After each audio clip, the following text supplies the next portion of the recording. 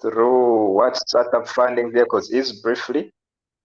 Startup funding vehicles, first of all, our goal is strengthening local investment networks in Uganda. That is first, that's our core. It is an open ecosystem project, meaning everyone is open to joining us. Individuals, organizations, and what are we aiming at? Promoting and empowering local investors in turn that will support the homegrown startups. So funding has been known to be the biggest challenge for most, for the downfall of most startups, and that's what we are aiming at tackling.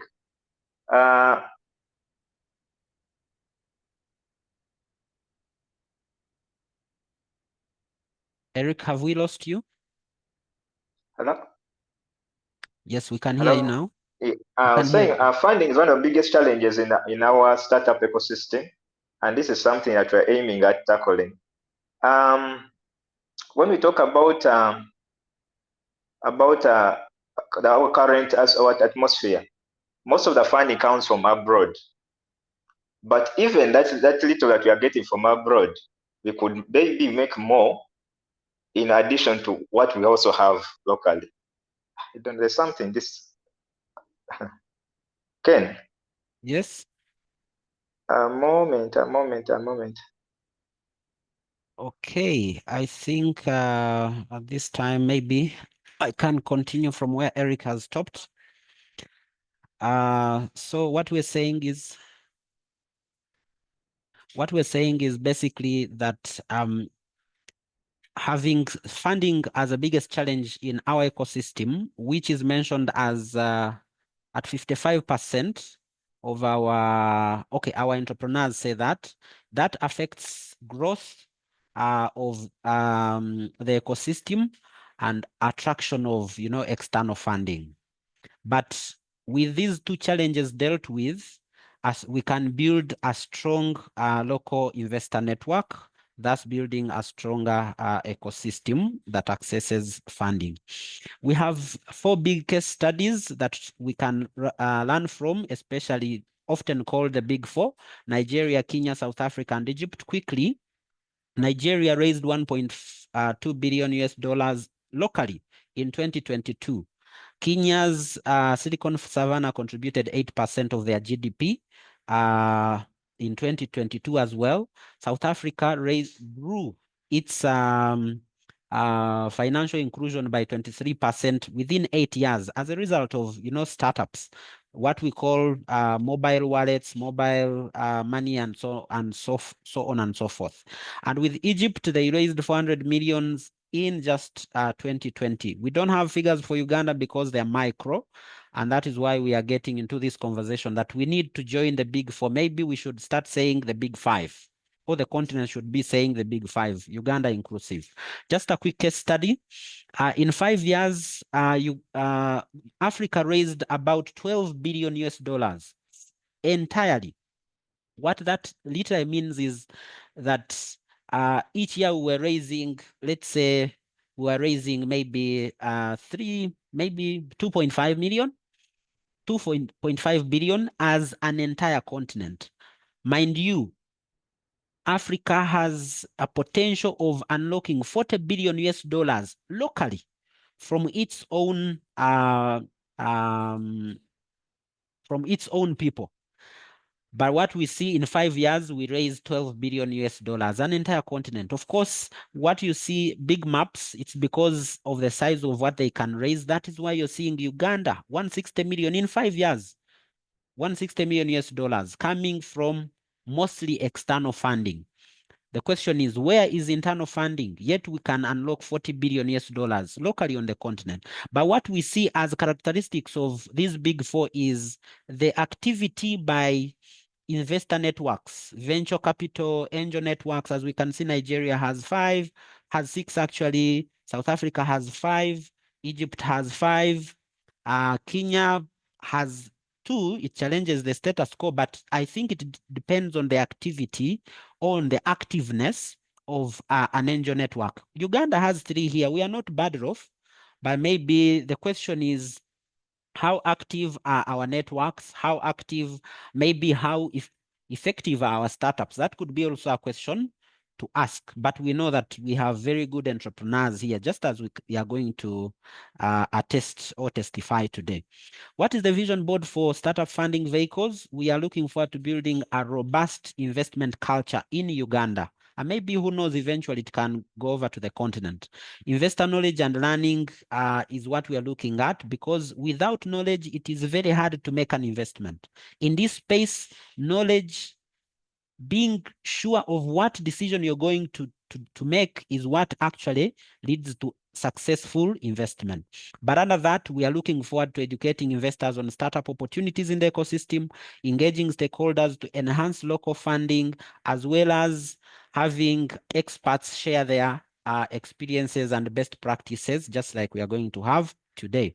We have had good progresses so far.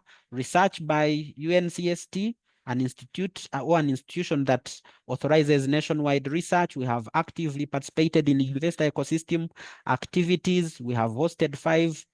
We have so far hosted 6 investor learning sessions, which is a good engagement. We have been part of these different activities, national, private, and ecosystem oriented. What next is SFV looking forward to? Number one is doing a nationwide funding landscape study. Secondly is development of investor networks. Of course, we are looking forward to having people start to establish investor networks such as venture capital networks, angel networks, CVC. Just recently, the Office of the President under Science, Technology, and Innovation finished a training on corporate venture capital. And we are looking at the ecosystem now starting to take on the conversation hard and strongly. Soon they will be having a team going to India, which is good progress. Startup investment support centers. Definitely, if we have the networks, then we need to be able to support them. Diverse funding mechanisms, develop as many funding mechanisms as possible. And then we are looking forward to partnering and working with any of the people interested in this conversation. How can you be part of this conversation? By definitely attending some of these engagements. Knowledge is power. If we have very many people knowledgeable about this conversation, it means that in different boardrooms, we are going to have people speaking about these opportunities and this kind of this conversation. Being part of the Uganda investor ecosystem is very necessary, and how you can start that journey is being part of the member of startup funding vehicles through this link. Collaborations and partnerships, we look forward to collaborating with individuals and institutions, companies, even institutions of learning. We are going to soft launch in the Science, Technology, and Innovation Office of the President's National Science Week, which is happening next week, starting on Sunday. But our event specifically will be on Friday, where we shall be launching startup funding vehicles at Kololo Airstrip. You are all invited, of course. Several programs coming up, just as we can see. Next, in the next few months, we are going to be going to Nairobi just to understand the entire ecosystem in Africa, because AfriLabs will be having an entire continental event in Nairobi. So if you're interested, we look forward to having you on board. We intend to have investor trainings. We just concluded an MOU with Africa Federation of Business Angels Network, which will be in charge or taking on training for investors who want to make their initial investment into startups. How interesting that is. How the retired invest, how to become an entrepreneur. Those are programs that we look forward to. We have had all these events so far.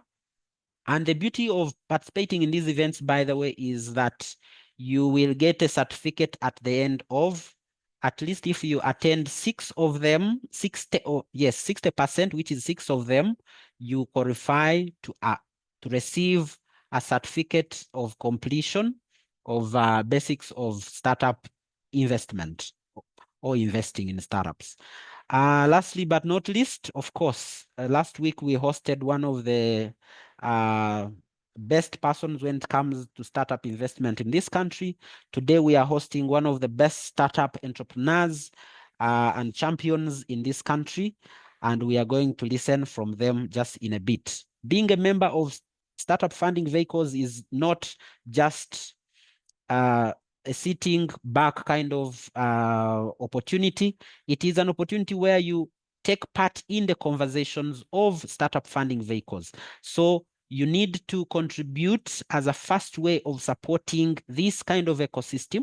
You make a contribution depending on the opportunities or the benefits you want, as well as responsibilities. When we look at Platinum, there are responsibilities, but as well as there are opportunities for that package. So is gold, silver, bronze, ambassador, and so on and so forth. At this juncture, allow me invite our guest speaker of the evening to be able to take us through the conversation of the day. Otherwise, thank you very much for listening to me. And at this point in time, Mr. Otim Gerard, if you're in the room, I want to invite you to come and address us. But a few housekeeping rules as Mr. Gerard is going to come, is coming. Should you want to say something, kindly raise up your hand. Should you have a question, please write it down. We always expect you to come with maybe a notebook or somewhere you can write, so that should an idea come or pop, just have it written down. And then you can ask at the opportune time. I know today is going to be an engaging session. So there are so many questions you'll be allowed to ask even within the conversation, as the guest speaker is going to guide on the approach we shall take. But other than that, I want to say I wish you a wonderful learning this evening as we get started. But before that, I want to recognize the SFV members in the house. I see one of our partners, Akelo Dora, is on the call. I see we have Best Businje, we see Christine Josephine Adong, Epathroditas Othieno, I see Jennifer Nakaiza. Well done. Thank you guys for coming in the room. I see Roy Ndagide. I see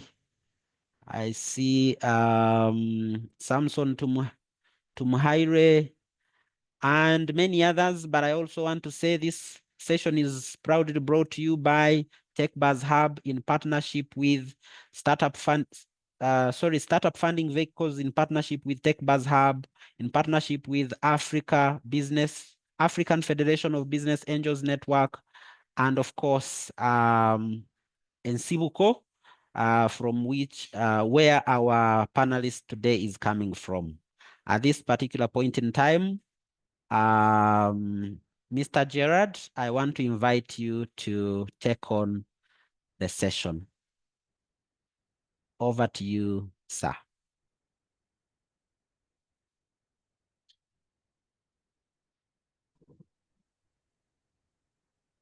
Gerard, are you there? Yeah, thank you. Kindly confirm that you can hear me. Yes, sure. Loud and clear. So first of all, thank you, Kenneth, for inviting me to this session. And it's always a pleasure to be able to share my experience in the ecosystem, especially in regards to funding, because I know that this is access to finance, I think, is perhaps one of the conversations or things that are most spoken about within spaces like this. And, you know, I know that these conversations, you know, trigger a lot of curiosity amongst emerging entrepreneurs, but also that people look forward to conversations like this. So when entrepreneurs like myself are invited to these sort of presentations, you know, you never really know where to start or what to say, because you want to be able to say the right things. And you also want to be able to strike a balance between being being real and also being well, saying the right things, but also being honest about certain things. The reality as it is, and I know it's not a secret for most of us here, is that, you know, fundraising is not a piece of cake for a number of us. So there's no one person that can make the claim that they are an expert in raising money. So I just want to make it clear that I'm not an expert in fundraising. You know, I'm in the hustle like everyone else. And I've been able to do a few things here and there in terms of raising money, but I've also been able to gather some lessons or learnings that, you know, every often I share with other entrepreneurs like yourselves. So for those of you that might not know me, my name is Gerald Otim, and I'm founder and CEO of Nsibuko. We're a fintech company founded here in Uganda. We've been around the space. We started in 2014. So I have been raising money since then.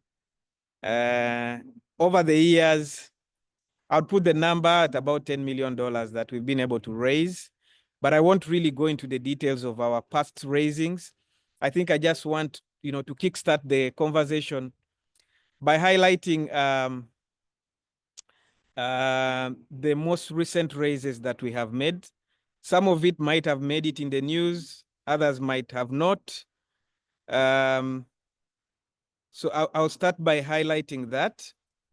And please confirm that you guys can see my screen.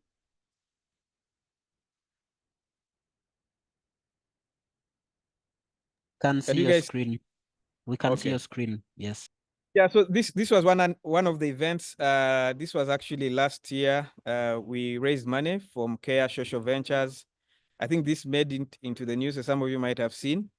So we raised an equity round from Care. This was a bit more of a strategic investment from Care because of the role that we play in the space of digitizing village savings groups. And Care is a big boy in the space of village savings groups. And they made a strategic investment in us last year. And that investment was facilitated by Care Uganda, actually. So all the conversations happened here, and we closed the deal here. I also wanted to perhaps highlight another investment that we made in 2023. This was from the Uganda Development Bank. The Uganda Development Bank, we've raised money from UDB in 2023 and also made a new raise this year in January. This was a debt investment. Maybe I didn't highlight that for Care, we raised about $350,000 last year. And then we initially raised $150,000 in debt from UDB in 2023. It was a 2-year facility, which we cleared end of 2024. And early this year, we raised another $450,000 from the Uganda Development Bank. And this money was mainly to finance our digital lending operation for savings groups. This money was also raised locally here. And these are just a few of the pictures when we're launching that partnership with Uganda Development Bank, a lending partnership where they facilitated that investment. And then this one hasn't made it to the news yet, but it perhaps will. Last year, we closed a strategic lending collaboration with Finca, and it's been ongoing since October last year. This is a slightly different one because we did not raise debt from Finca. We raised what you call a balance sheet. So we brought Finca on as a balance sheet partner to finance loans on our balance sheet, on our platform. So Finca made $1.2 million initial commitment that we are looking into scaling it further. So end of this year. So our collaboration started November last year, and it's been going really well with a $1.2 million balance sheet commitment from them. And this has been an exciting one as well. And perhaps one that is most talked about is the $1 million that we raised in 2021. I think it's important to explain that in as much as the VC was not local, the investment was actually negotiated and facilitated here. And the investment documents were also signed locally here. So I think that I wanted to use this meeting to mainly emphasize that it's possible to raise money locally. And there are a lot of innovative ways to be able to do that. And I think, in the few examples that I've highlighted today, I think I've highlighted 3 of the vehicles that we have used. One is debt, equity, and balance sheet commitments, which balance sheet commitments is not very common here. It's not very common here, but we have used it and it's working so well. And we have 2 other balance sheet investments coming on board. You'll probably hear about them as well when they are eventually closed. But we have also perhaps raised unconventional funding in form of grants. In fact, for grant funding over the last maybe 4 or 5 years, we've raised over $5 million. Actually, maybe about $6 million now in grant funding. But the type of grant funding we raise is from what we call development organizations, and it's very strategic funding. And we use that funding mainly to cover our acquisition costs, because the type of customers we work with are rural. We work with village savings groups and circles. The cost of acquisition in those types of markets or demographics, it's too high. And we have to invest our own resources to acquire those kinds of customers.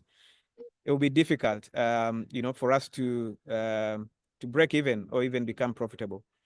So we have developed a very unique internal strategy that allows us to be able to leverage strategic development funding to cover our cost of acquisition and customer education, which are very critical to the operation of our business. And it's not money that we want to cover from private equity or VC money.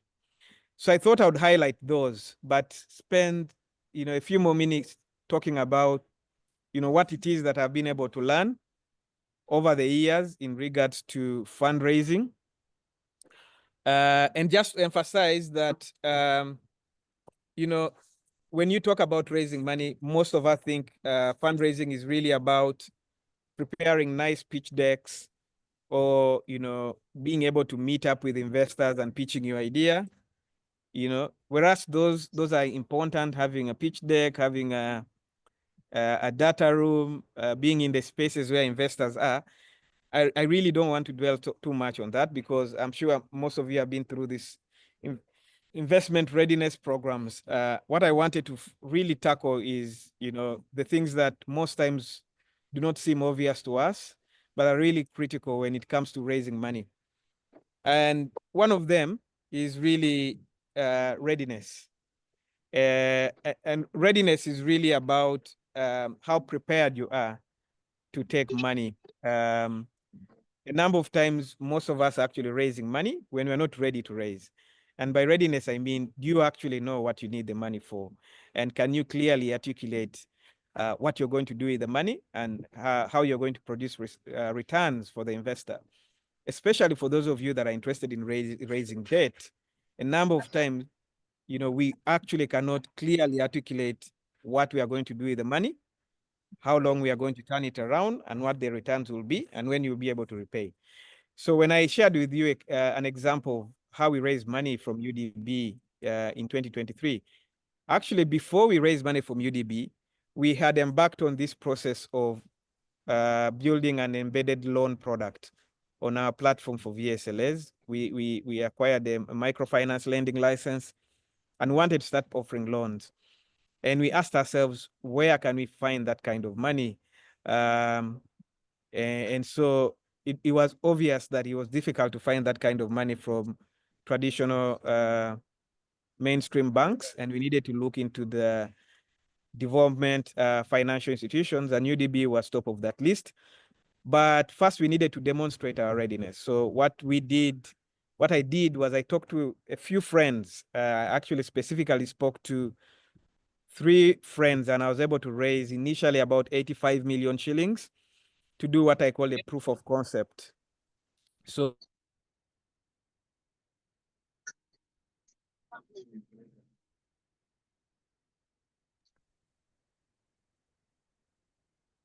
Gerard, can you still hear us? I presume we have maybe lost Gerard. Gerard, are you there?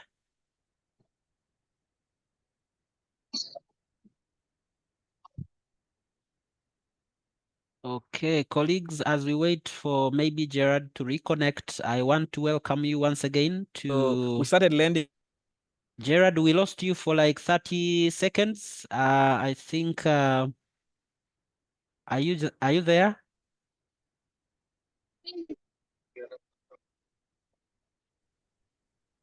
Okay. So effectively, I raised the initial 85 million shillings from a few of my friends. I provided a personal guarantee for it, and then I spent about 4 to 5 months making ourselves ready, which is making sure that we actually know how to lend. We have all our systems in place. We have our pricing right. We know how to manage risk. And then I use that evidence to then go to UDB and say, listen, this is what we've been able to do with very limited resources. And now I need to be able to raise this much to be able to make the next leap. And of course, you never really close any of these deals in a single meeting. It takes several other conversations. I don't want to dwell into it, but eventually they gave us 500 million shillings to then start providing loans to VSLAs, which we then were able to do over a 2-year period. But really that 500 million, my goal was really to make sure that, we are able to demonstrate that, we are a low risk partner for the Uganda Development Bank, and that we can collect the money back and be able to pay back on time, which we did with, some really impressive results. And that's how we're able to unlock the next 1.5 billion shillings from the Uganda Development Bank to then, scale up our lending balance sheet for savings groups. So it's always important that you're ready and prepared. And number 2, that you can demonstrate some level of evidence. Again, it depends on at what stage you're raising money. But if you're raising money at the stage that we are, you need some evidence, especially if you want to raise locally. It's really difficult to raise money locally without evidence, without a clear business model, a model that you can illustrate and demonstrate, and without evidence. And so I spent a reasonable amount of time building evidence and traction, so that when I'm meeting up with potential investors here locally, I'm speaking with data and evidence, and I can demonstrate that the business will return the investment and will be able to pay back the investor with the margins that they expect back. The other thing that I think is important to also explain is that raising money locally, especially, I think I have mentioned this in a number of forums that I've been at, that people invest in people. And it's really important that you spend some time building your social capital, which is that you surround yourself with the right kind of people. Because some of these investments that I've just told you about, they were facilitated by people that believe in me, believe in the business, and can can give a strong referral, strong recommendation to someone that can fund the business. So all the money we have raised, we have mainly raised them because someone that knows us, trusts us, believes in us, has said something about us to someone that eventually wrote us a check. So I always emphasize that it's important to invest the same level of energy you give to building your idea or building your product. It's important that you apportion the same energy to actually growing your social networks and growing your social capital. So I also think it's important to emphasize this, that when you're raising money now, it's now becoming extremely important that you can demonstrate compliance. And compliance is really the basics of, are you paying your taxes, no matter how small? Are you paying your NSSF? Are you remitting your NSSF contribution? If you are in the business of lending, are you licensed? Those things are increasingly becoming important, and especially when you're raising money locally. These are non-negotiable for these types of deals. So as businesses, it's important that no matter the stage you're at, that you actually start fixing your compliance issues, and try to you spend some time trying to get them right. Now, of course, I'll tell you, in the last 10 years, compliance is perhaps one of the most stressful, most difficult things for an entrepreneur, but you always have to try to be on top of it no matter what. So this is something that I want to strongly emphasize. But lastly, again, I don't want to make this a masterclass on how to raise money. I'm simply here sharing my personal experience. So this is unscripted. This is not, your textbook knowledge of how to raise money. This is just me speaking from my experience. But I think it's important that I emphasize this, that you need to have a story that raises money. A number of times I've been to pitching events here in Uganda, listening to local entrepreneurs and startup founders pitching their ideas. And I have discovered that, we are actually good storytellers here, but we don't know how to tell stories that,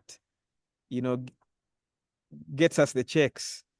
A good story is great. And I go to most of this, and, we are spending time on the problem. We are always talking about, and I've also told these stories in the past, so I'm guilty for it.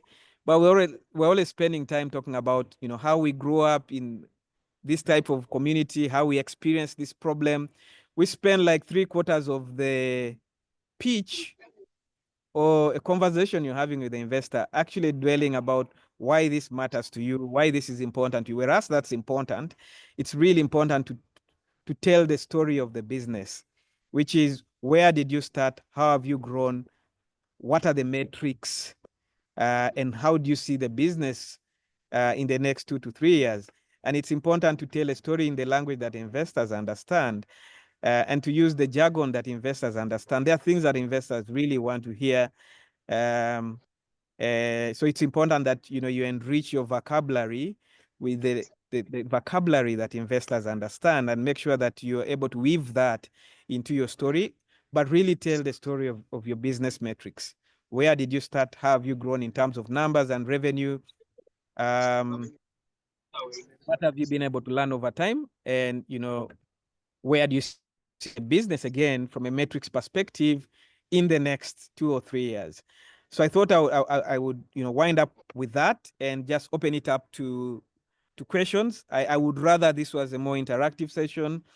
I believe there are a number of questions there that, I'm more than happy to respond to.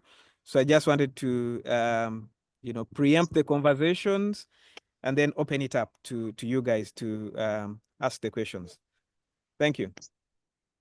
Thank you. Thank you very much, Gerard. I believe we couldn't have had a better panelist for this particular session, 7th session of Startup Funding Vehicles, than yourself. As he has put it, at this particular time, we are going to take questions. So if there are any questions, feel free to raise up your hand and we can call you to ask your question. I know there are a few in the chat already, but let's have one person or two raise up their hands, speak to us, ask their questions. But as they are coming, I want to mention that this event is proudly brought to you by Startup Funding Vehicles in partnership with Uganda Management Institute, TechBuzz Hub, Startup Uganda, African Business Angels Network, AFBAN, and Ensibuco, where Gerard is the CEO and founder. We have members on the call, and one of them is we have Jennifer on the call, we have Adong, we have Epa, we have Edgar Chitaimba, we have Kenneth Ziwa, we have Best, we have Rose, and many others. So we welcome everyone who is interested in being part of this conversation, driving this conversation to a point where Uganda has investors to get in the room, and we drive this conversation to where we would want it to see and become one of the big five. At least the big five conversation should begin with Uganda. Thank you very much, those who are raising their hands. I will start with Goretti. Miss Goretti Kajumba, you can ask your question. Good evening, members. This is the first of such conversations I'm participating in.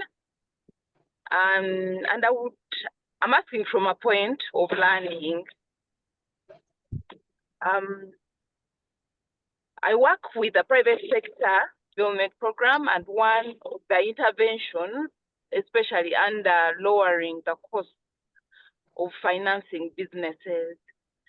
There have been some efforts. Actually, I'm happy to hear about UDB participating with what Gerard shared. However, I'm thinking that the way our interventions and products are designed, I think they are a bit devoid of understanding the reality out here. For example, I'm sure Gerald would know about the Small Business Recovery Fund.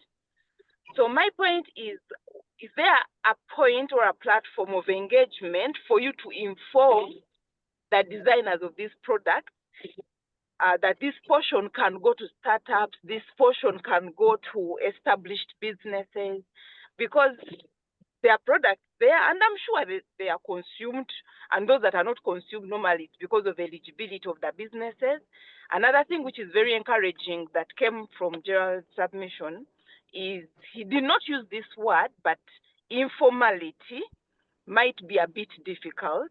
When he said be ready, how do you establish and convince another person of your readiness? I think one of the things we suffer with is getting information. Are these enterprises, whether they are startups or they've been around for 5 years, do they have business plans? Who is giving them the business development services and the ideas and the knowledge to support them to grow? And then I think the compliance issue, I think I really, really agree. It's one of those stress factors, but it's difficult to go about, especially if we are if startups are raising finances from outside Uganda. It's a bit hard. But I'm happy that at least for some areas I could relate. But I also wanted to say that is there a window for engagement, or the vehicles you're looking at are really non-government? Or we can structure the government products and do percentages, that these ones can go to startups, this percentage can go here, whether it's through UDB, whether it is through Small Business Recovery Funds, the different products that have been offered. And I could elaborate later when I meet Ken face to face, because if I met him today, I got to first interact with him today, and I'm happy that I'm able to learn from this practical engagement. I thank you. What an opportunity to have Goretti from Ministry of Finance on the conversation this evening.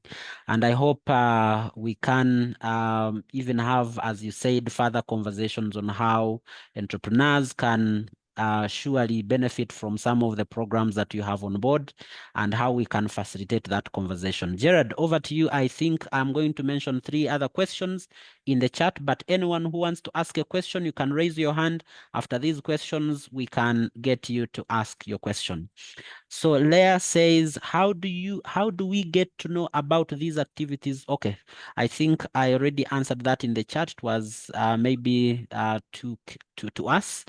The next question is, hi Gerard, did the 500 UGX loan from UDB require collateral from NCBUCO? That is the first one. Second is, what sectors enterprises are investors looking for? And do they only fund new innovations? That is right there from Benjamin. And then we have another one from Jennifer Nakaiza, one of the members of SFV. Gerard, my question is, what motivates you to keep excellent amidst the challenges in the market today? Do you finance only financially established businesses that have no challenges? I think at the moment we can take those questions and then we can come back with another round of questions. Over to you, Gerard. Thank you very much, and thank you for the additional information that our friend from private sector, Ministry of Finance shared. And I particularly liked your suggestion in regards to how we can engage government programs to also start channeling funding through startups and fintechs.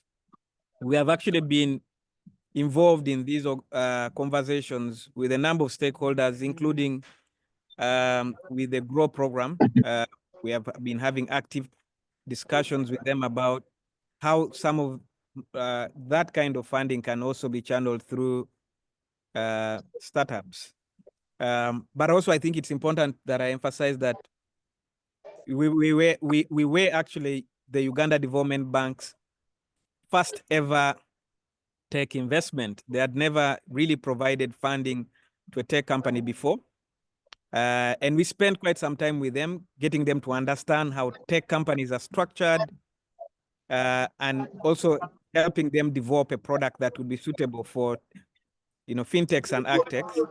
So we were sort of a front runner in making sure we prepare ground for, government financial institutions like the Uganda Development Bank to actually deploy capital to local tech businesses here. And I think relatedly, someone asked if we had to provide collateral for the Uganda Development Bank facility. Traditionally, UDB would require collateral, but like I've just explained, initially they had asked for collateral, but we sat down with them and walked them through the business and how it's set up, and then we agreed on a non-collateralized facility. So we don't actually provide collateral for the money. Instead, we provide debentures, and I won't really go into the details of what a debenture is, but you can look it up. We provided debentures because this is more appropriate for a business of our kind. I also wanted to go through the other questions that have been asked. What does the team look like? How did you hire fast in terms of importance, especially in the fintech space? This is hiring is a whole conversation.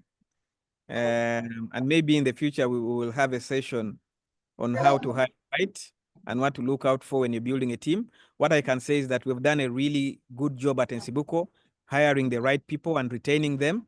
Some of my senior people in the organization started as interns. And at the end of the day, it was really about being able to identify talent young and giving them the room and space to grow, and then throwing challenges at them. So I think the best way to hire is to build your own team, groom people, give them the opportunity to grow. That has been my hack for how to build a good team. Someone said, what sectors enterprises are investors looking for, and do they only fund new innovations? I think that it depends on the investor.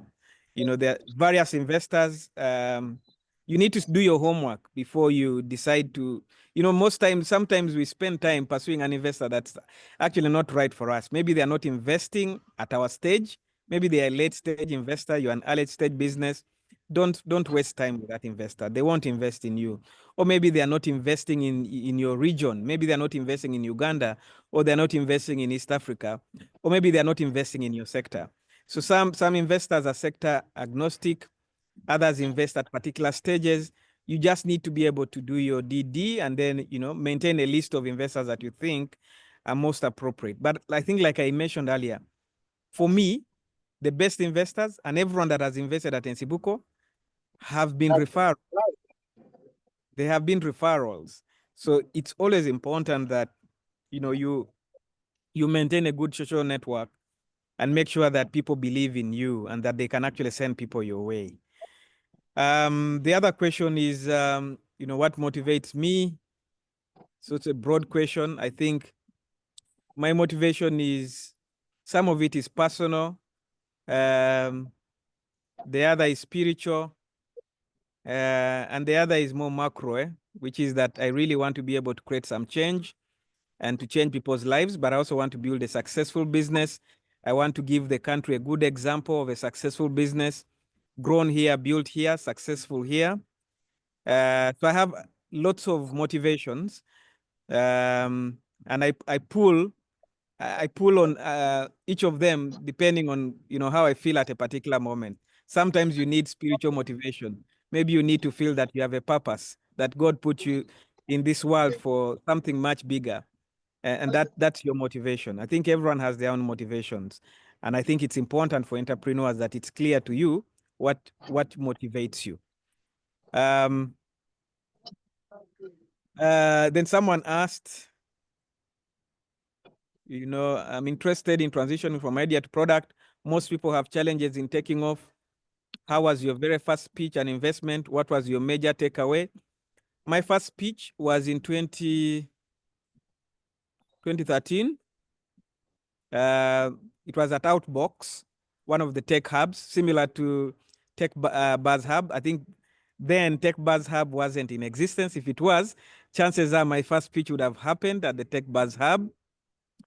But we pitched at Outbox, and we won our first $6,000 check from a pitching competition. Yeah, it's a long story. I won't really dwell into it, but in the last 10 years,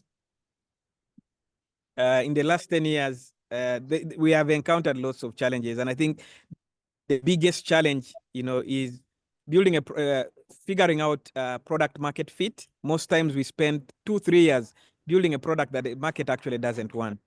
One of the things you can do for yourself as an entrepreneur, the biggest favors you can do yourself, is figure out product market fit early, so that you're not wasting time and resources building a product that will never work. So sometimes your idea is great, but it's great in your mind. Yeah, it's all beautiful, but when you take it to market, it can't survive. Can't survive competition. It doesn't solve a big problem that someone is willing to pay for. So it's really important that you figure that out, so that you avoid some of the mistakes some of us made when we started our businesses. We've learned from these things, and important you avoid it. But also, please avoid freemium models. Avoid giving customers free products. The moment you start, to offer your product for free and hope that you'll monetize in the future, that's the start of your business failure. That's where your idea starts to fail. One of the things we've done at NCBUCO is to make sure that we monetize from day one every product that we build. And I know it can be challenging for an entrepreneur sometimes at the start. You fear to lose a customer. You fear that if you price your product, the customer won't pay for it. So you want him to test it out. Please don't do that. Build a product that you can sell and make sure you sell it from day one. And there's lots of other things, really. We don't have the time to go through all of them. But ultimately, the last one I can say is that please focus. Stay focused, stay on course. Most of us, we are doing many things. You start here, start there. Your company is doing everything. You're all over the place, and then you hop from one idea to another. It's not bad, of course, to switch businesses and pivot. And pivots are normal for a business. At NCBUCO, we have pivoted a number of times, but even when we pivot, we stay on course. We have been working with SACCOs and VSLAs since we started this company, you know, and that has become me, you know, that's what Nsibuko is. Nsibuko is about SACCOs and VSLAs. And we've evolved from being a software-only company to a payments company to a digital lending company. But everything we have done, whether it's payments or digital lending, we do it for the same exact customer. So we are spending time understanding the customer, how the customer's needs are evolving, and being able to adapt our business and our value proposition to fit the needs of those customers. That way we grow in knowledge of the customer and the customer needs, but we also grow in knowledge of the industry, and we become an authority. The reality is that in the space of SACCOs and VSLAs, we are an authority, but we have had to work ourselves there. You know, it just didn't happen overnight. We have stayed course, and it's something I encourage entrepreneurs to do. Please don't be all over the place. You know, don't give up on your idea. If you can be able to figure it out, pivot, make the changes, figure out the product market fit, and then, you know, keep evolving your value proposition until you get it right.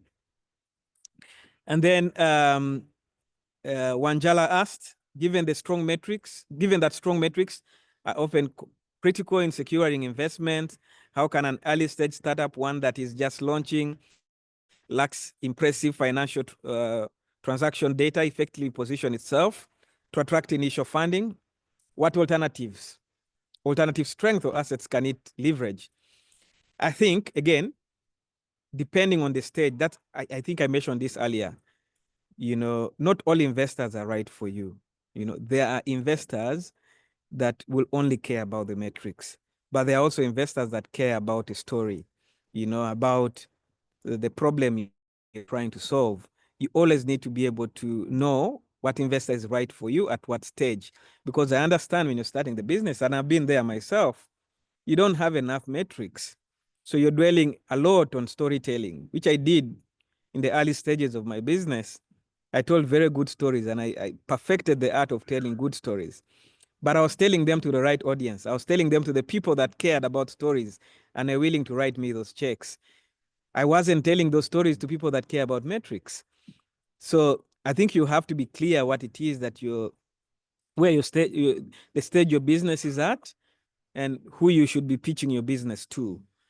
Then Roy Ndajire says, what are the key factors that local investors typically consider when deciding to invest in a startup?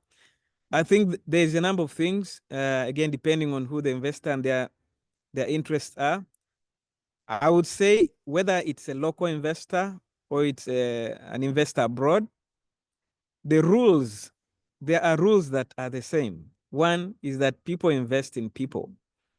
People invest in people they like, people they believe in. People believe in people more than they believe in ideas.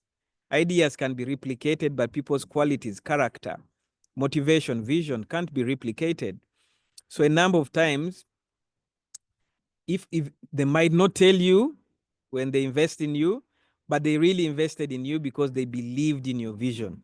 They believed that you're the right person running that business, and you're doing it at the right time. So I want to emphasize that it's important that, you know, you understand that part, but there are also a number of other factors that local investors look at. And again, it depends on who the investor is. Some of them will look at, you know, financial returns, and I've encountered a number of those. Others will look at, you know, impact. I've also encountered a number of those. I've raised money here from an impact angle, and I've raised money here from a financial angle. It depends on who the investor is. And you can always, you know, pitch different value propositions to different investors depending on what it is that they're interested in. But fundamentally, the same things I said. You need to be a compliant business. You need to be ready. You need to be local registered. Local investors like to invest in businesses that are ready to grow. So most times, rarely will they come in at idea stage. They will come in when you're ready to now scale up and grow your business. Then Justa said, in the age of technology, do investors require killing up with trends such as AI? Well, well, I think AI is great technology. Should you use AI every time you're raising investment? No, it's not necessary. I haven't used AI anytime that I've raised money, not even recently. It depends, again, on your business, who you're raising money from. If you're raising money from an investor that's investing in AI innovations and businesses, then add AI to your value proposition and pitch. But if you're if you're raising money from investors that don't really care about AI or are not investing in AI, then don't. At the end of the day, it comes down to messaging, to positioning. You need to know which investor you're talking to, who you're targeting. You don't have to use a standard deck for every investor. You don't have to use a standard pitch to every investor. You need do your homework, know who you're pitching to, and be able to speak to their mind, speak to their heart. Hey, Gerald, in the age of technology, okay, I've already answered this question. Yes, staying on course, that's a learning, thank you. On investment instruments, which ones did you find more favorable to an early stage startup as Nsibuko? This is a tricky one because sometimes it ends up sounding controversial, but again, I'm just being authentic and open with you. In the early stages of Nsibuko, we raised so much money from pitching competitions and from grants. Like I told you, we didn't have enough metrics then. So I was raising money from people that cared about a story. So in the first 2 years of Nsibuko, I raised over $150,000 from just telling a good story with no product, with just a pitch deck and good storytelling skills. And I raised it mostly from pitching competitions. Most of these were non-equity raises, and some of them were grants. And I think one of them was a convertible note. So that's just, from my experience. But, people might have different perspectives or opinions about which investment instruments are appropriate for an early stage business.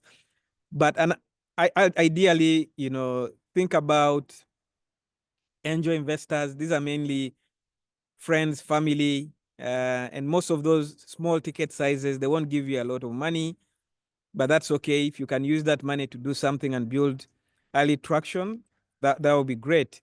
But there's lots of opportunities out there in places like Tech Buzz Hub, where you have an opportunity to pitch your idea and maybe get some money. And there's lots of those as well online that you can be able to tap into.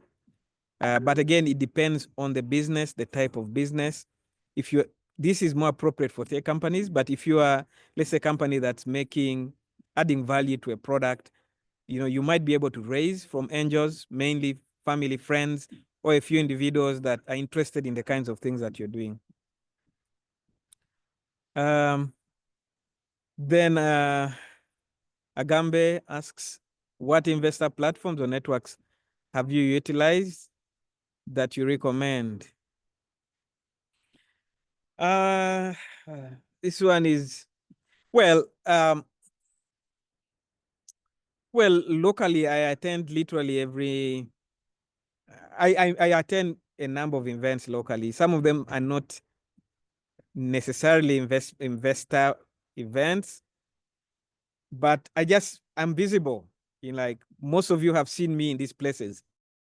It's important you stay visible and stay active and stay relevant in the sector, especially for a business like Nsibuko that has been around for 10 years. It's not easy. You have to stay relevant and maintain the momentum. And you have to be seen. You have to be noticed. You have to, use every opportunity that you have to stay in the limelight. There's lots of local events here happening, and you need to be participating in all of them. We are a part of a couple of investment forums as well. I think some of them local, others international. I've been to the SunCap Forum. I was at the FinTech Summit last year. I'm also part of there's another investment forum that's implemented by FSDU. where they have a deal book. So we are part of that, and a few others that we have been involved in the past. But there's a number of others as well. I think NSSF High Innovator is one of those. I think they have been investing in local businesses. But I think that locally, tech hubs like Tech Buzz Hub are places where you will learn about investors and who is looking to invest money. And I encourage you to always reach out to them, participate in some of the events that they organize. I think those are some of the questions that have been asked in the chat. And I hope that I've been able to respond to all of them thus far, but I still have time to take a few more questions if they are there. Okay, thank you. Thank you very much, Gerard.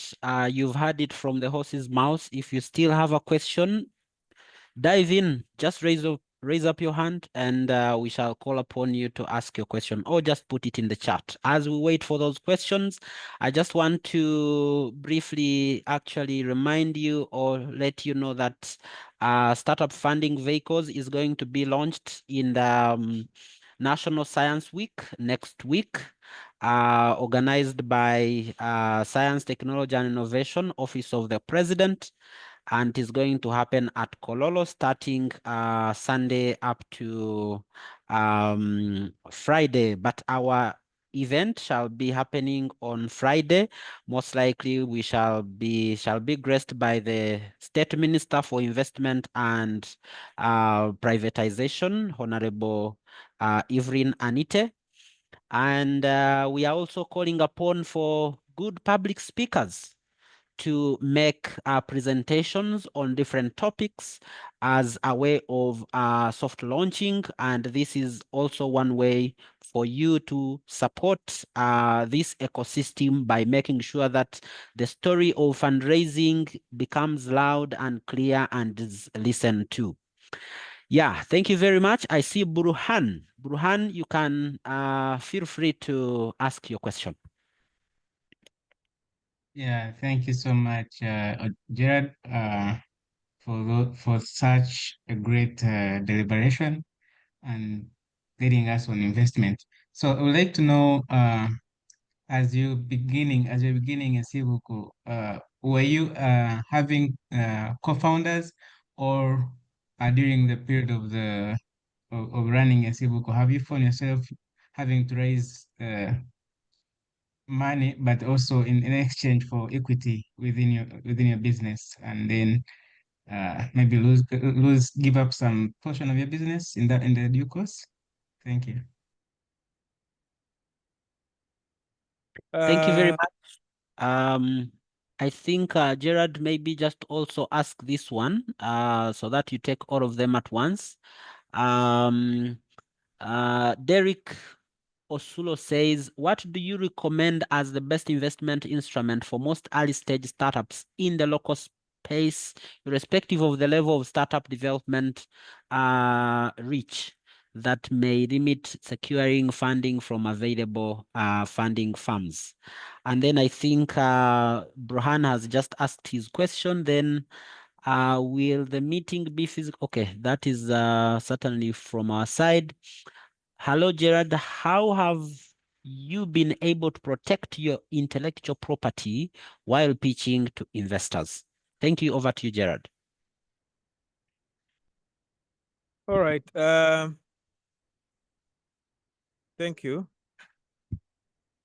I think I'll start with Burhan. You asked about co-founders. Yes, I have had a co-founder who then exited the company in 2018 to build something else, and he's been extremely successful and at the new venture that he's built. So yes, I have had co-founders, and I think entrepreneurship or running a business is a very lonely journey. So if you have the opportunity to have a co-founder, I strongly encourage that you do.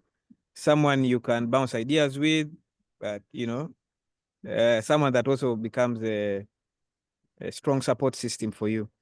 At Nsibuko, I have built a co-founder mentality on my team. So a number of the people there that I have in strategic roles have this co-founder mentality.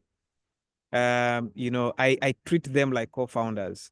And I have been very intentional about surrounding myself with people that think and operate like co-founders. But I also have an internal employee stock option program where we give some of our employees that we want to keep in the company long stock options in the company. And this also helps with surrounding yourself with teammates that have co-founder instincts. It's a very important strategy. So if you don't have co-founders, there are lots of other ways that you can be able to build that co-founder mentality within the people that you work with. Then you further asked that, have I had myself giving up a portion of the business in return for investment? Of course, that's how equity investment works. You sell equity for funding. Do you still own a big chunk of Nsibuku? I own a reasonable part of the company. But please don't stress yourself too much at the stage where you are about this. Of course, be careful about valuation. This is some of the areas we make mistakes. Poor valuation of business at the start, negotiating bad early investment deals, you know, will cost you a lot in the future. You know, someone comes in early stage, then they're investing, they're taking 40% of your business or 50% of your business at an early stage because you didn't value well, you did not negotiate well. That makes it difficult for you to raise money in the future because, you know, when you're raising money, investors want to be sure that the co-founder, if the co-founder is a key man in the company or key lady in the company, that the co-founder still has a certain level of control. So wrong investment decisions early stage will cost you a lot in the future. So be very careful how you structure those.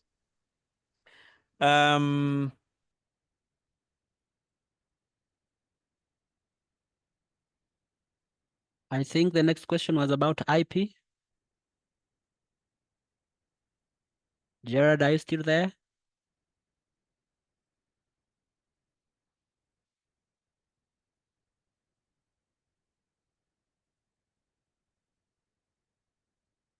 Gerard, are you still there?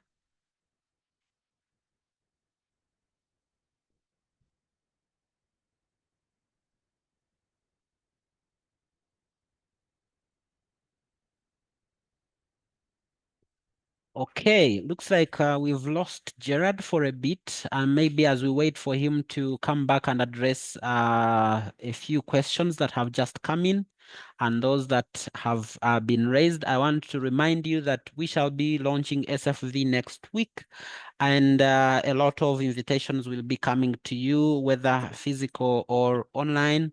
So feel free to be a part of those. Gerard, let me know when you are in the room. Yeah, I'm back, but You can go ahead.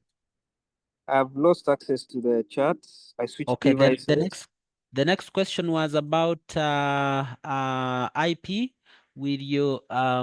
This is how it was structured. It was saying, have you been able to protect your intellectual property while pitching to investors? And maybe I can also take the opportunity to share this as well. What type of saving groups or people do you finance? And then lastly, it is saying, what do you recommend as the best investment instrument for most early stage startups in the local space, irrespective of the level of startup development, which I think I also mentioned a little earlier. Yes. I'll start with the question on IP. I think the conversation of IPs can be a bit complicated, especially for a tech company, because the process of acquiring an IP for a tech platform can be very sophisticated for a number of reasons. Because, you know, when you're building a platform, you're using, sometimes you're using resources online that are not proprietary to you. I'm not an expert in IPs, but I'll tell you that if you can acquire an IP for your business, go ahead and do that. In the last 10 years, I've not had to worry. If your reason for acquiring an IP is so that you protect your idea from investors, then you need to think different. I have not had to worry about that in the last 10 years that I've run Nsibuko. I think at the end of the day, no one understands. An idea is one thing, but execution is another. No one understands the execution strategy better than you. No one can execute as well as you do. It's common to find two businesses doing the same thing, but executed differently.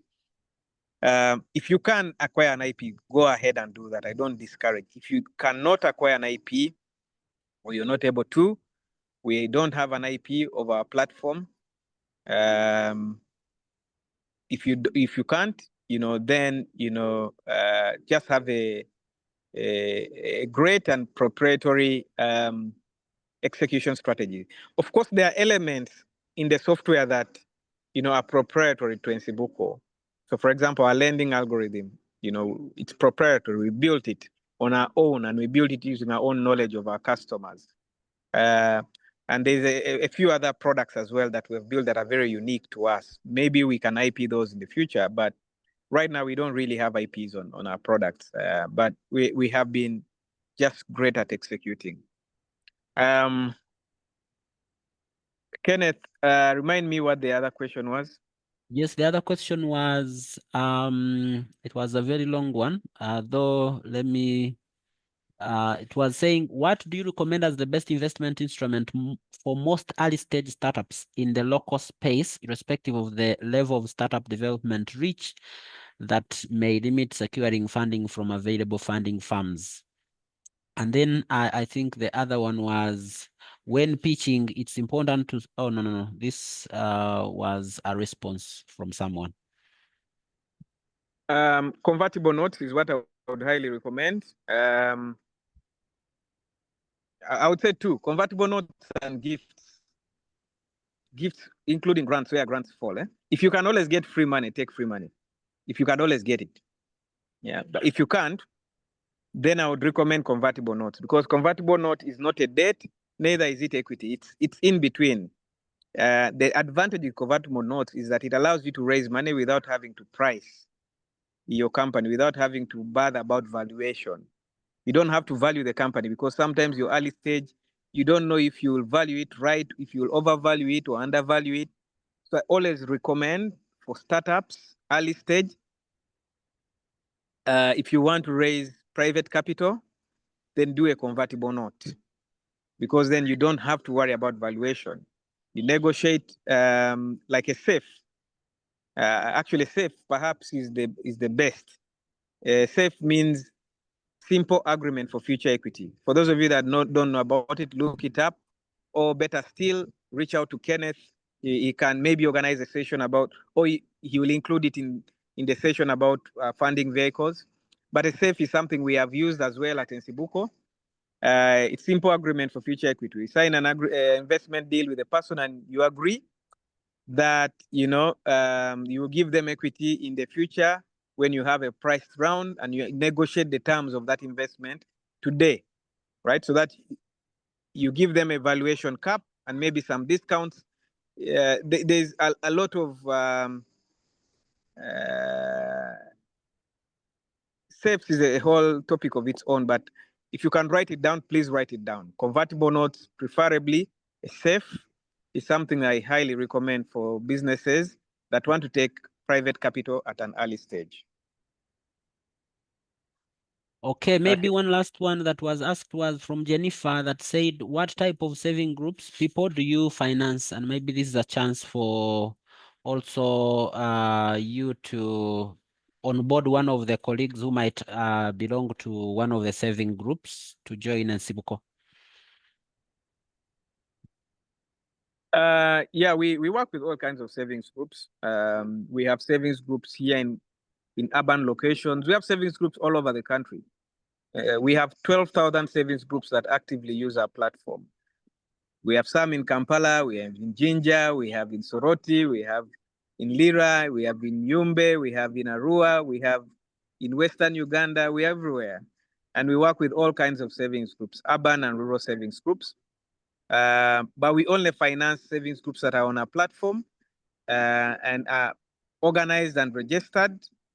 There's a whole criteria around it, but ultimately I would say all kinds of savings groups except investment clubs. So if you are in a family group, maybe you and your sisters are saving money together, we don't currently fund those kinds of savings groups. We find savings groups that are involved in productive activities, agriculture, small business, those types of things. All right. Thank you. Thank you very much for such great words over there, Mr. Gerard Otim.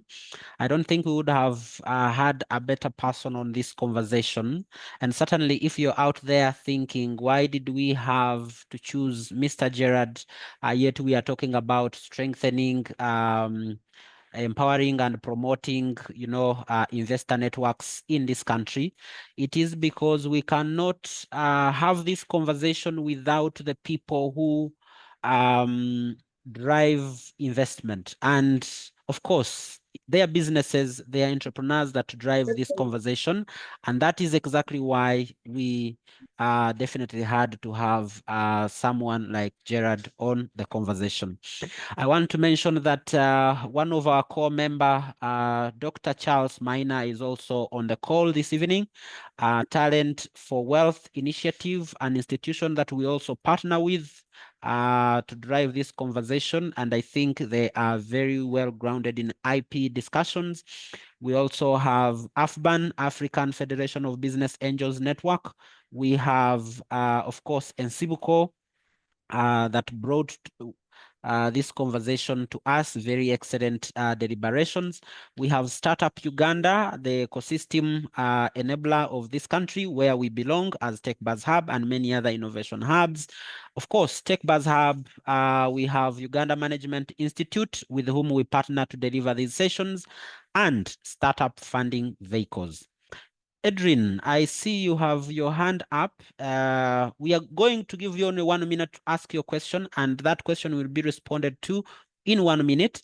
And then we can ask our panelist of the day to share his closing or parting shots. Thank you. Over to you, Edrin. Okay. Thank you so much, the organizing committee, for this wonderful session. I can say for the 2 days that I've been here, I've really gained a lot, and I think I was still outside somewhere when it comes to the investment world. So I would really like to thank you so much. And straight to my point, Mr. Gerald was actually talking about something like a speech, one of the a credible speech he would recommend to the maybe the investors that you're actually addressing. So he told us about, like, is that all we are supposed to do? Like, what other tricks apart from not focusing on the background, but rather the measures of the story? Can we actually put in to be able to deliver an outstanding speech to the investors, considering the fact that we may be many that actually want the opportunity or that want the funds for the investments, but then what would put me on the top? Like, what would make me outstanding above the rest of them to be able to convince the investors to take on my idea that I front? Thank you so much.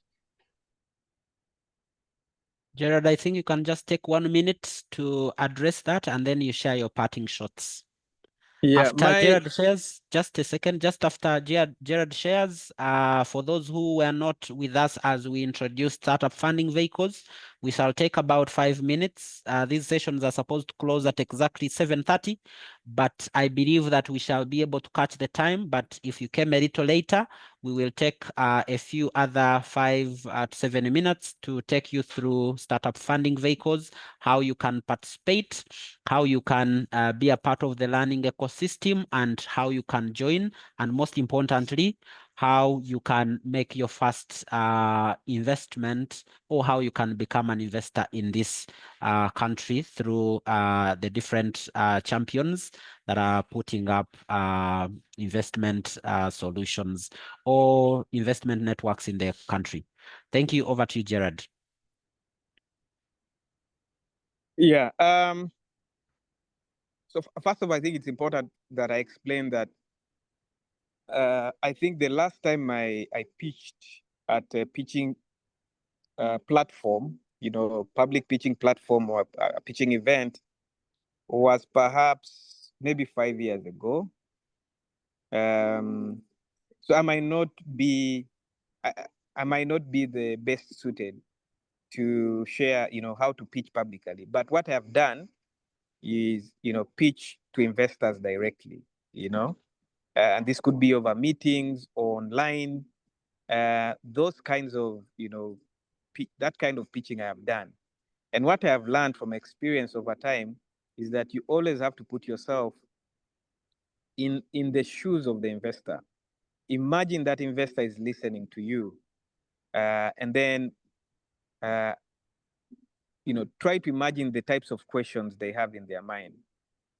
Overall, most times when you listen to investors ask questions, the questions they ask tells you exactly how they have been thinking. What I have learned is that when an investor is listening to you, the questions he's asking himself is, why does this matter? Why does it matter? Is there actually a problem? If they are able to get the answer to that, if they don't get the answer to that, they switch off. Nothing else you say after that actually matters. So why does it matter? This problem that this person is trying to solve, why does it matter? Number two, how big an opportunity is it? Or how big a problem is it? Is it too big that someone would be willing to pay for it? If that answer is, if that question is answered, then they are going to ask themselves, why does this matter to me as a person? Is there an opportunity for me or my firm or me as an investor? Is there an opportunity for me? Why should it matter to me? And then, why is this person that is pitching this idea to me the best person implementing this business or running this business? Do I trust them? Do I believe in them? Do I have the confidence that they can execute, that they will deliver on the things they promise? So those are the questions they're asking. So when you're pitching to an investor or talking to them, it's important you try to answer some of these questions. Because by attempting to answer those questions, you'll be speaking in the language that the investor is interested in, and you'll be speaking to their heart. So that's the advice that I would give overall. Okay, thank you very much, Gerard. As you prepare your parting shots, we have been able to learn several ways through which startups can be funded using the case study of Ensibuko, from which Gerard comes from. And some of them that we had were about equity investments, strategic raising, balance sheet investments, and conventional grants. We had stock options, where you have to work with your staff and then be able to offer them some of those. Convertible notes, where we talked about SAFEs, or simple agreements for future equity. And this definitely conversation to me is challenging you, whoever is on the call and is thinking about making your first investment into a startup. We are going to reach a point where even a parent, to give their child some money, they expect a return or investment. Which are some of these options do you think you would be able to go with or start with, based on the conversation that we have had this evening? Not to forget that he also mentioned in unconventional grants, you mentioned gifts, friends and family kind of contributions. If you can get those and you're a serious entrepreneur, we all understood that investment only work best when the entrepreneur is the trusted person. Enrich your vocabulary when you want to meet investors. Level up your evidence. Make sure that your evidence for the business you're building is top notch, and spend enough time being ready. Those are just a few ideas that I wanted everyone to capture, especially if you came a little later. You're free to catch the conversation or the recording later on. We shall be able to share it on our YouTube channel, but be sure that you will always receive a message in your email. Of course, it comes in updates, but if you use the Gmail, then we should be able to let you join a Google group for this platform. Gerard, I want to invite you to share your parting shots, and then we can have a few colleagues that came a little later engage in a conversation of understanding SFV in detail.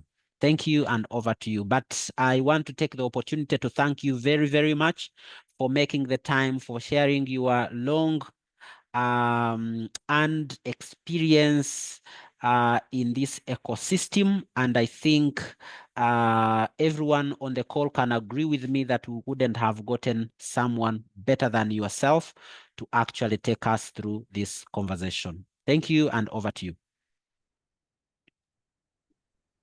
Thank you, Kenneth, for the invitation to, share my experience on a platform like this. It's always a pleasure for me, and you've always invited me to these types of forums, and it's always a pleasure, and I feel privileged that you offer me the opportunity to share my knowledge. I always want to be able to do this because I think that we owe this ecosystem. We owe people that are on platforms like this knowledge and experience, so that they don't have to repeat the mistakes that we made, but also so that they can learn from a few things that we've been able to learn, the tactics, the tricks. I also want to thank the people that have stayed on the call. Most of you have stayed on the call this long. I'm glad that you did, and I hope that you're able to pick one or two things. For those of you that want to engage with me outside these forums, I posted my LinkedIn account on the page, but you can also just go on LinkedIn and search for me, Gerald Otim. You will find me there, or search Facebook, and connect with me or follow me. And then if you ever are planning to talk to an investor, you're preparing for an investor pitch, and you want someone that has been there, done it, you want to be able to run your idea or just pick a few tips, always reach out, send me a message. I always do make time for entrepreneurs. I think you deserve someone to talk to, and I want to be able to assist where I can. In conclusion, I think just to remind you that people invest in people. You have to be likable. Someone will write you a check because they believe in you, because they like you. Ideas are only 1%. Execution is everything. Please don't forget that. People believe in evidence better than they believe in stories. So always build evidence, document it, share it, talk about it. And also, just finally, that, don't limit yourself. For me as an entrepreneur, I have raised all kinds of money. I've got gifts. I've raised lots of grants. I've raised equity. I've raised debt. I've done convertibles. I've done safes. I have done balance sheet commitments. I've done everything. Don't limit yourself. Look for investment anywhere. I've raised money locally. I've raised money outside the country. So, there are lots of investment vehicles out there. There are lots of ways to raise money. Push yourself, talk to people, learn, and don't feel shy to share your idea. An idea is only an idea until you execute on it. So don't feel scared to share. Don't feel scared that an investor will steal your idea. If investors were actually looking for those ideas, they will probably find them anyway. So those are the things I want to mention. And for those of you that are running businesses, please stay there. Keep on it. No one said it's easy. It's going to be difficult. It's going to be challenging for sure. But it's rewarding eventually. So stay on course. Focus, focus, focus. Don't be everywhere. Don't do everything. Specialize. Become an authority in something. Pivot within the same lane. For those of you that are yet to start businesses, there's never a better time to start than now. You know, so please start. That's all I can say at the moment. Thank you again, Kenneth, and the team at TechBuzz Hub. Always a pleasure. Thank you very much, Gerard. And I can't say anything more after your conclusion and parting shots. At this juncture, ladies and gentlemen, I will go ahead to briefly share about startup funding vehicles for those that were not with us while we started this session, so that you have a brief understanding of what startup funding vehicles is. But you can feel free to exit the conversation if you already know what startup funding vehicles is. The reason for this presentation is to get as many champions to work with, so that we can drive this conversation. We can have more investors in the ecosystem. We can have startups, access resources, and so on and so forth. So what is startup funding vehicles? It is a platform, or it is an initiative looking forward to strengthening local investor networks. The biggest challenge is that a lot of money that startups raise is not Ugandan. Most investors that we have are not Ugandans. And the structure of this program or initiative is, it is open to anyone, individuals, companies, experts, name it. And it is looking forward to promoting and empowering local investors, thus supporting our homegrown startups. Imagine if one of our colleagues, as shared, Nsibuko, was able to access all the money he needed in this ecosystem. I think all circles deep down in our villages where our parents are would already be financing a lot of their businesses, and we could have seen growth in their livelihoods, education, and so on and so forth. So we are literally trying to bridge the gap. And where is the gap? The gap is funding is the biggest challenge mentioned by startups in this ecosystem at 55% amongst all the challenges. And they affect the growth and attraction of external capital. If your father, your mother, or your countrymen can't believe in you, how long or how much do you think it will cost you to convince a white man, someone of a different race, someone who has never been to Uganda, for example, so on and so forth? They can't understand your context.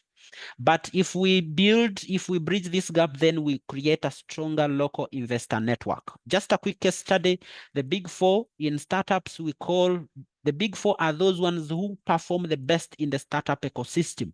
And that is Nigeria, Kenya, South Africa, and Egypt. Nigeria was able to raise $1.2 billion in 2022. Kenya was able to contribute 8% of their GDP through Silicon Savannah, which is a place for startups like Silicon Valley of the USA.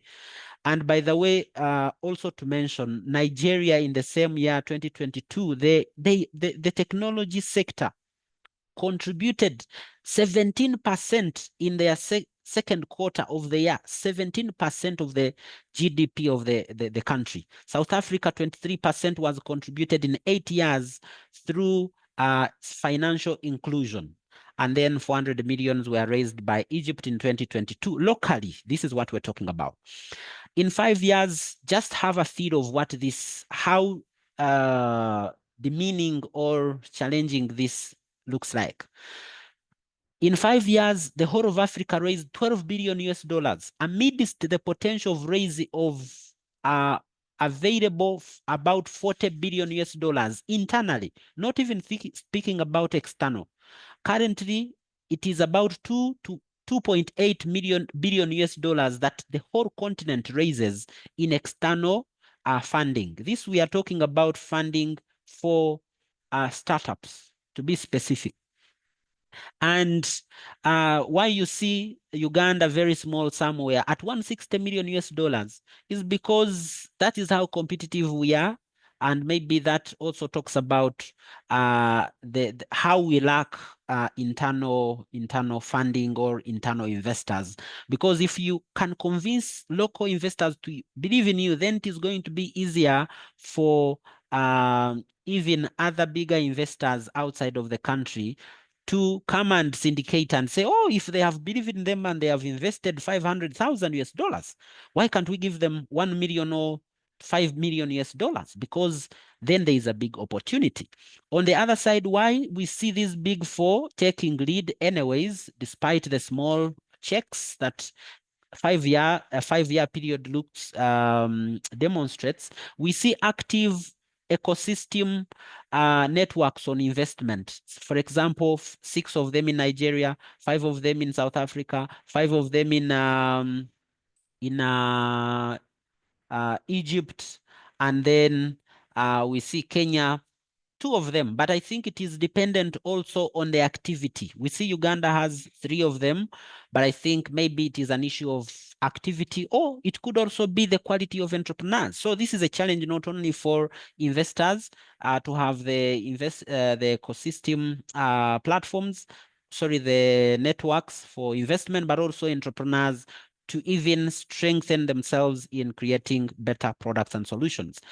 What is the vision board for startup funding vehicles? We want to create a robust investment culture in Uganda where investors access knowledge and learning as well through educating investors on the different opportunities in the ecosystem, engaging stakeholders to enhance local funding. This could be government, this could be looking at institutions that can do corporate venture capital investments, and of course having people like Mr. Otim Gerard share their insights and practices, understanding of how investors can make their first check. We have done well so far, or previously collaborated with UNCST to have a training. This is an institution that authorizes nationwide research, and we have invested in active ecosystem events, hosted over 6 now, the 7th webinar.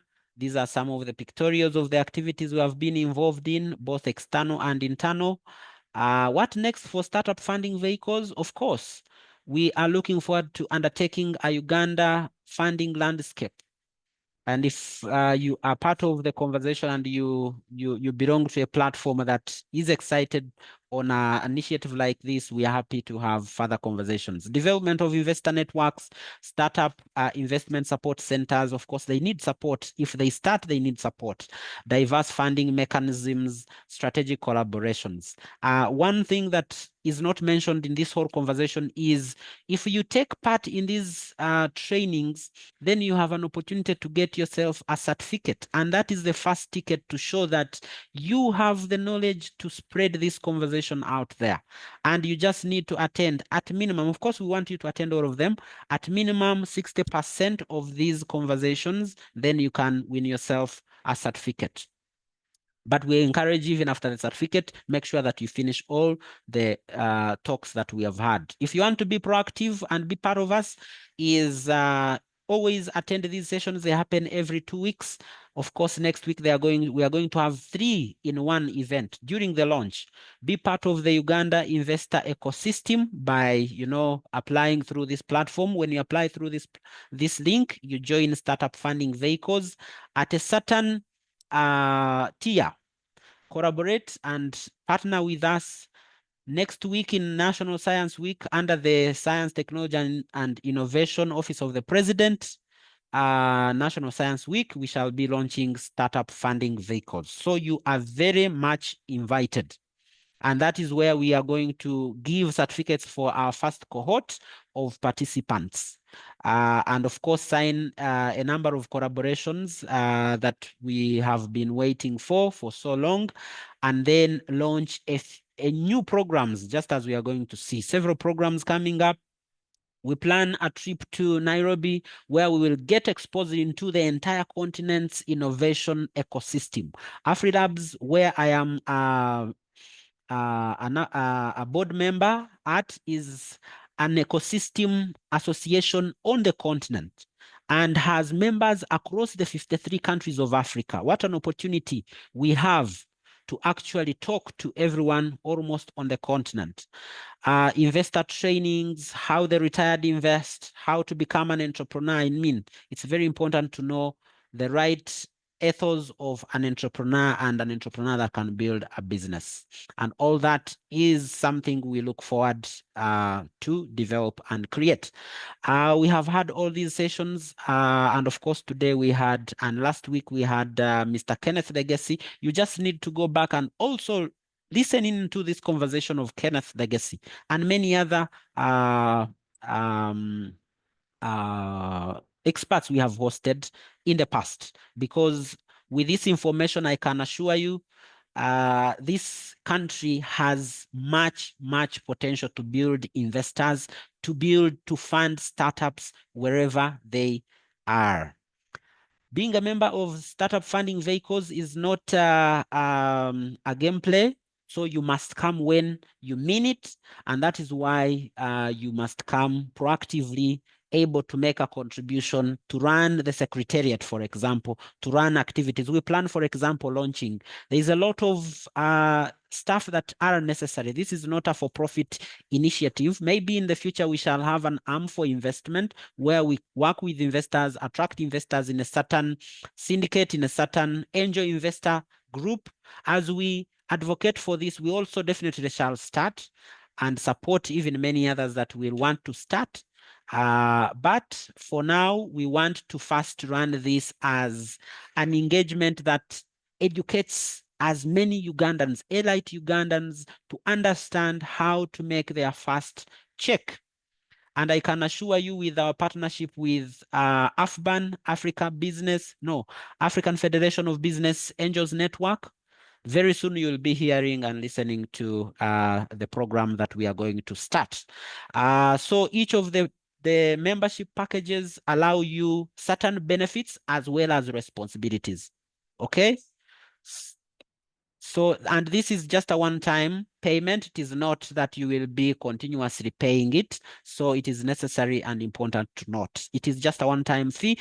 If other programs emerge, it means that those are programs that are outside of this kind of membership or subscription, one-time payment. For those, again, who are interested in having a certificate, we shall be having or giving certificates for all those that will participate fully, at least 60% of these sessions. And for those who have been participating, be rest assured that meeting all the requirements, you will have your certificate awarded to you on the National Science Week next week on Friday. Other than that, I am again happy to have further conversations. If you attended this event, be sure that you are going to receive more information and maybe access the recording via our YouTube channel through an email, but also sooner or later we shall be sending you some text messages through WhatsApp so that you can have this information on your fingertips. Yeah, other than that, it was a marathon, but I thought I needed to share with you all this information so that you are able to also understand what SFV or Startup Funding Vehicles is and how you can participate, so that together we can drive this conversation to where we want it to be, especially in Uganda. Thank you very much for your time, and thank you again for making the time, for the consistency, and see you next Friday at National Science Week as we do and make this launch. Feel free to invite friends, colleagues, and whenever we have these sessions and you get an opportunity to have a link or a poster, which definitely will always come into your email. Or if you don't get it, I think you can always send me a WhatsApp. My WhatsApp or the WhatsApp for TechBuzz Hub is 0702 799-754. We can always share with you the details or even add you into the SFV network that for maybe receiving notification. But you must have saved the number for you to receive these notifications. Since they will just be broadcast kind of notifications for the meeting. Other than that, thank you, and I wish you the best of the night. Cheers. Bye-bye.